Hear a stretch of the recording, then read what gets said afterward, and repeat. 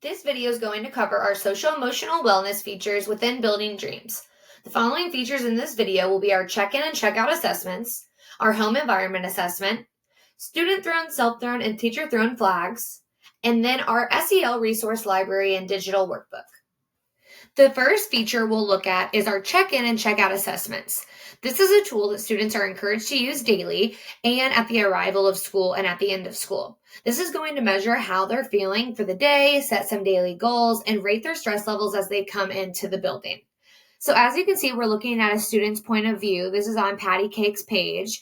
When she gets here, she's going to see under her to-dos every single morning that the check-in will be assigned to her. This will be here every day, and she'll be able to begin as soon as she gets to school. Students can also access this by going to the top tab where it says self-assessments. So it'll be here as well where it says check-in. This is something that I would work into my morning routine, whether that be during breakfast time, maybe after they've completed their morning work or used the restroom. This is going to be a good time to allow them to fill out this daily check-in and get going and start their day. So they'll choose begin, and it's going to walk them through a series of questions about how the day is going to go, set some goals, what that looks like. They're able to tell you more if they choose to. It's going to ask how they're feeling. And then question 5 allows them to track their stress. Any student that's in the high stress zone from 7 to 10, those responses will be notified to a site admin listed on Building Dreams. So just keep that in mind, that you will get support if a student rates themselves 7 through 10, and that way you can get some preventative and proactive measures in place. Then it's going to ask if they want to dive deeper. That's going to be our emotional exploration.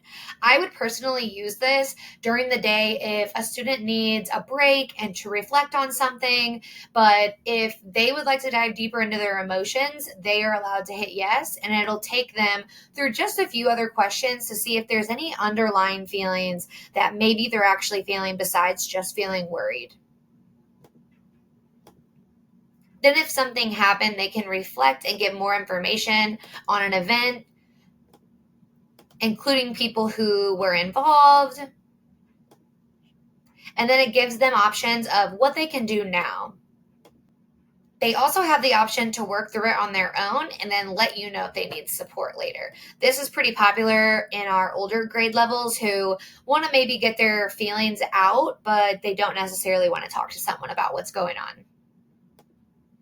And then they're finished. So they're able to see their responses, and the teacher is able to see this as well. Now we're looking at the educator view. So this is your page, and we've gotten some feedback that this might be a little difficult for K2 students. There is another option to do a simplified check-in from the teacher point of view if you have your computer at your desk and you have kids come up, or if you have an iPad and you're able to do this in a morning meeting or whatever it may be. But if you look here under check-in, you're able to see your students, and then you can respond and click for them based on how they're feeling. So Billy Goat, he is calm today. He's feeling a 2.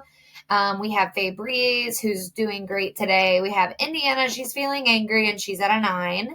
And then Mickey Mousen is excited, and he's kind of at a 5.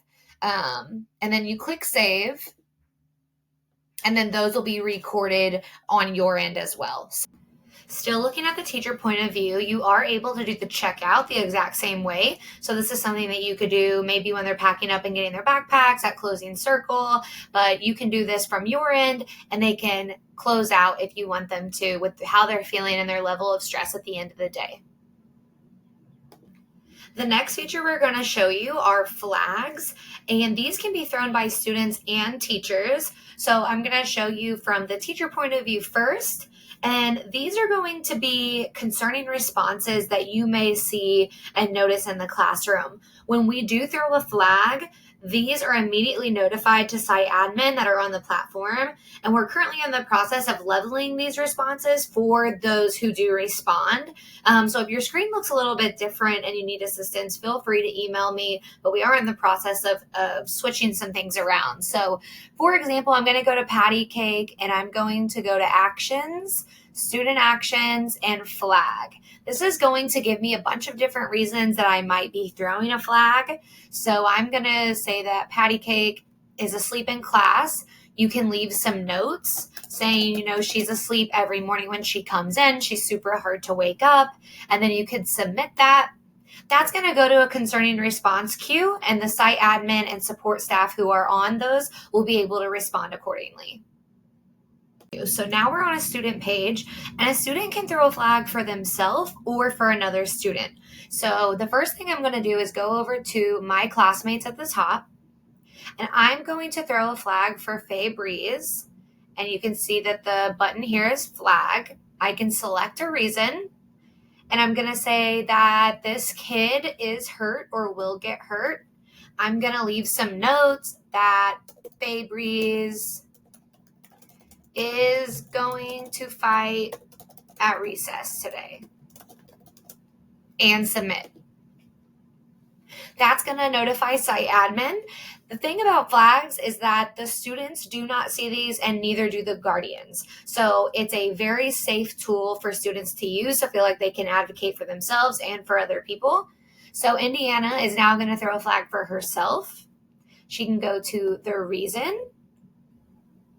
I'm going to say that someone is saying mean things to me and that makes me sad or mad. I ask them to stop and they won't. And then I'm going to give some information on what's happening with a student in the classroom and submit. Now a counselor or a support staff will be able to pull Indiana and hopefully be proactive in helping solve this issue. The next feature is our SEL resource library. Students are able to access this from their page. At the top, they'll go over to resources and then SEL resources. This is going to be a library that students can use as a resource for social emotional wellness videos. You can see that we have quite a bit of different topics on here. We update these videos throughout the year to make sure that they stay fresh. This is a great resource for students to explore on their own, but it would also be a great opportunity if students maybe finish assignments early. This is something that they can choose to watch during an SEL scheduled time, or if they need like a calm down break, this would be a really good time to be able to let them remove themselves, get on a computer, watch a video, and kind of calm down from a situation that might have happened. If you're looking at it from your teacher's point of view, you're able to access your SEL resource library on the left side navigation under Social Emotional Wellness and SEL Resource Library. Next feature is our SEL Digital Workbook. This is a 9-week online curriculum that you can utilize during a scheduled SEL time during your week. It comes with a facilitator guide for you, the educator, along with content for guardians for them to follow along at home with their child. You're going to access this on your left side navigation under Social Emotional Wellness and then Lessons. You can see here that it gives you a program overview, and it also gives you the content for guardians. And it's a 9-week curriculum, so you'll start with a pre-program assessment, and it walks you through how to implement it for day 1, day 2, day 3, day 4, and day 5. And then we have different topics, as you can see on the left side. So for an example, week 2, the theme of the week is responsibility and work readiness. You can see the facilitator guide here for each day of the week. Then if you go to content for guardians, you can see that it gives them questions and discussion topics that they can have with their student. If you scroll down, you can see day 1, day 2, day 3, day 4, and day 5. You can also view responses, and you can view the workbook page.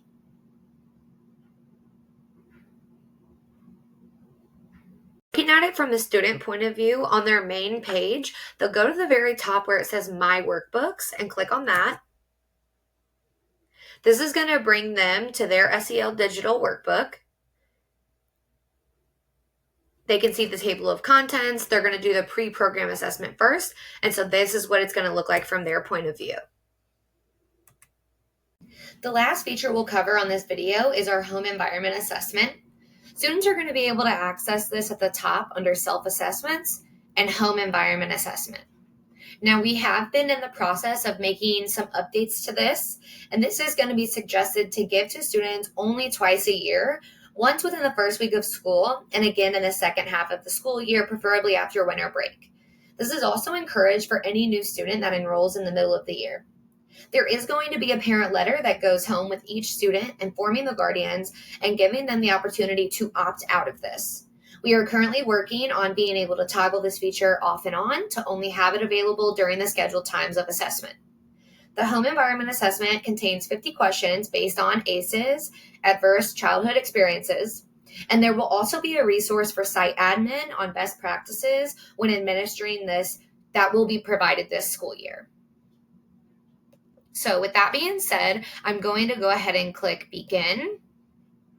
And just to give you an example, we're not going to walk through the entire assessment, but they're going to be yes and no answers with thumbs up and thumbs down.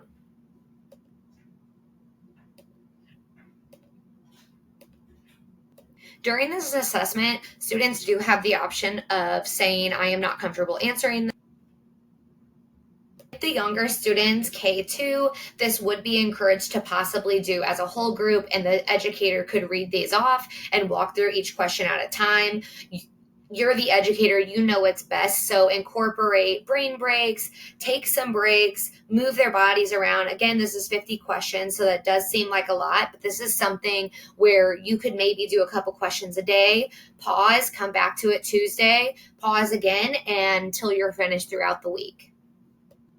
After students have completed this assessment, any concerning responses will go to a queue for site admin and support to see the different levels of support and interventions that will be needed moving forward.